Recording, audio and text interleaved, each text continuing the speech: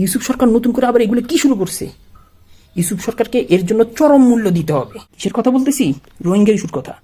জাতিসংঘের মহাসচিবকে ডাইকে আইনা লুঙ্গি পাঞ্জাবি পরায়া রোহিঙ্গাদেরকে সাথে নিয়ে যে নতুন করে এই রোহিঙ্গা ইস্যুর কথা তোলা শুরু করছে এবং তাদেরকে নাকি আবার সেই মিয়ানমারে নাকি পাঠাইয়া দেওয়া হবে, এটা কিছু হইল?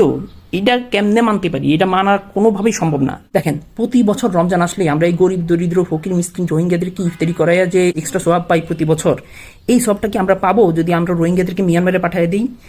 ইউসুফ সরকার এই জন্য এই কাজটা করতেছে যেন আমরা সওয়াব না পাই, তাই এটা কোনোভাবে মাইনা নেওয়া যায় না। 2 নম্বর পয়েন্ট, রোহিঙ্গারা হচ্ছে আমাদের দেশের মেহমান।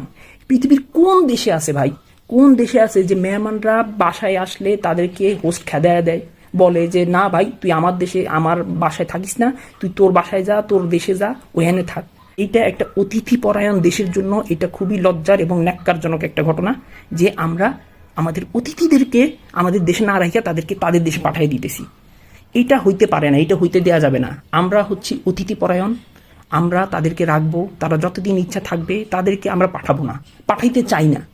এইটা আমাদের জন্য চরম লজ্জাজনক একটা কাজ, এটা হইতে দেয়া যাবে না। আর বাই দা ওয়ে, সবচেয়ে বড় পয়েন্ট তো বলেই নাই, ওই যে আমাদের আপা, উনি তো এখনো নোবেল প্রাইজ পায়ই নাই। ওনারে নোবেল প্রাইজ যেভাবেই হোক পাওয়াইতে হবে, ঠেইলা ঠেইলা যেমনিই হোক। উনি নোবেল প্রাইজ পাওয়ানোর আগ পর্যন্ত আমরা রোহিঙ্গাদেরকে তাদের দেশে পাঠাইতে দিতে পারি না। আসলে কাহিনী হইতেছে কি জানেন, ইউসুফ সরকার নিজে নোবেল পাইছে, তো এখন আপা যদি নোবেল পায় তাহলে তো আপা আর ইউসুফ সরকার সমান সমান হয়ে যাবে। এটা ইউসুফ সরকার সহ্য করতে পারতেছে না, তাই ইউসুফ সরকার হিংসার বশবর্তী হয়ে রোহিঙ্গাদেরকে তাদের দেশে পাঠাইতে যাচ্ছে।